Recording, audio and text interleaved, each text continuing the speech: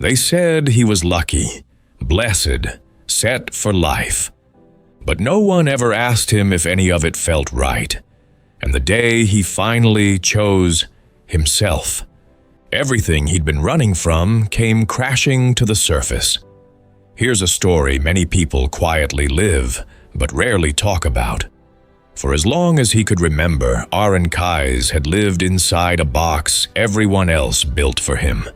Not a bad box, not the kind made of anger or cruelty. It was made of pride, of expectations, of love that felt more like weight than warmth.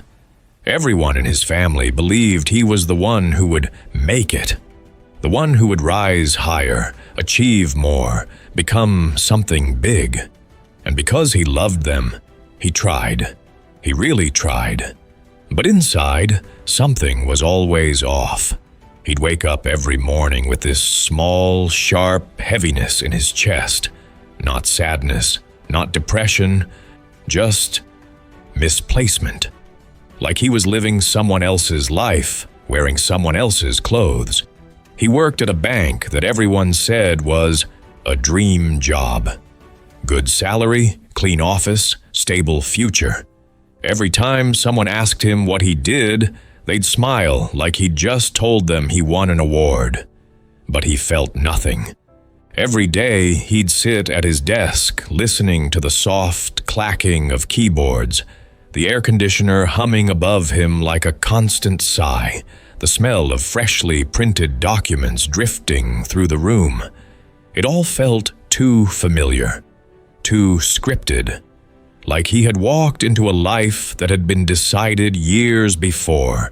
He even understood what he wanted. His mother loved telling people, "Our Aren has already secured his whole future." And he'd smile, not because he agreed, but because correcting her would break her heart. His father would place a hand on his shoulder and say, "Just a little more time. One day you'll thank us." And Aren would nod, wondering silently, when will I ever thank myself? The real breaking point came quietly, as most turning moments do.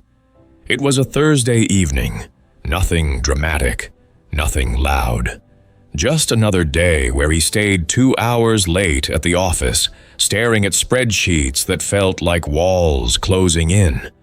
His phone buzzed. A message from his close friend, Zuhair. "Bro, going hiking this weekend. You in? You need a break." Aren stared at the message.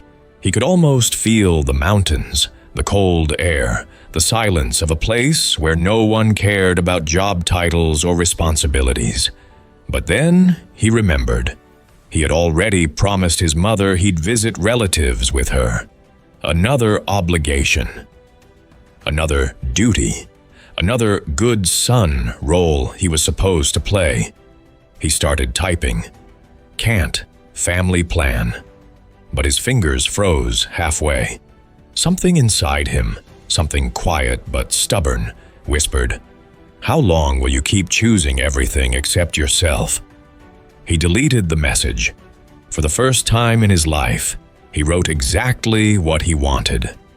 "I'm in." The moment he hit send, a strange calm washed over him. Not excitement, not rebellion, just clarity. That Saturday morning when he picked up his backpack to leave, his mother looked confused. "Where are you going?" "Hiking," he replied gently. "Weekend trip." She blinked, almost startled. "You didn't tell me. We had plans." "I know," he said, voice steady but soft. "But I need this." The air changed. Her disappointment wasn't loud. It was the quiet kind that makes your chest tighten. But he stood there, breathing through it. For once, he didn't fold. For once, he didn't explain his worth. For once, he didn't shrink into the version of himself everyone expected him to be. The drive out of the city felt unreal. The roads stretched wide and open, as if the world had been waiting for him to take this one small step. When he reached the mountains, he felt something he hadn't felt in years. Space. Space to breathe. Space to feel. Space to be someone without a title, a responsibility, a box. They hiked for hours. Sun on his face, dust on his shoes, wind brushing past his ears, like it was clearing out every thought that had been crowding him for years. At one point, they stopped near a cliff edge overlooking a valley that looked endless. Zuhair nudged him. "You look different today," he said, "like you're actually here, not stuck in your head." Aren laughed quietly, surprised by how true it felt. There, staring at that wide open land, he finally admitted something he'd been scared to say aloud. "I don't think I've ever lived for myself. Not once." He had lived for approval, for peace, for expectations, for the version of him that made others proud. But what about the version of him that made him feel alive? The simplicity of the question hit him harder than any crisis ever had. That night, lying under the stars, he made a decision. Not dramatic, not impulsive, just honest. He would stop measuring his life using other people's rulers. He wouldn't quit his job the next day. He wouldn't run away from his responsibilities.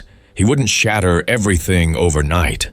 But he would choose himself, piece by piece, moment by moment. More walks, more time alone, more decisions that felt like his, more courage to say no, more space for the dreams he'd buried so deep he'd forgotten their shape. And slowly, he felt something loosen inside him. Not a sudden transformation, but a return to the person he had quietly abandoned. Weeks later, when he finally told his parents he wanted to switch careers, something more creative, something less suffocating, they didn't clap or cheer. They were confused, a little scared, but they saw something in him they hadn't seen before. Conviction, not rebellion, not stubbornness, just a quiet truth he could no longer ignore. And they didn't stop him. Because even they could feel it, the shift, the way he stood more firmly, the way he spoke with less hesitation, the way he seemed more himself. He had started choosing his life instead of inheriting it, and it changed everything. In the end, he didn't rewrite his world in one bold move. He simply chose one honest moment after another, until finally his life began to sound like his own.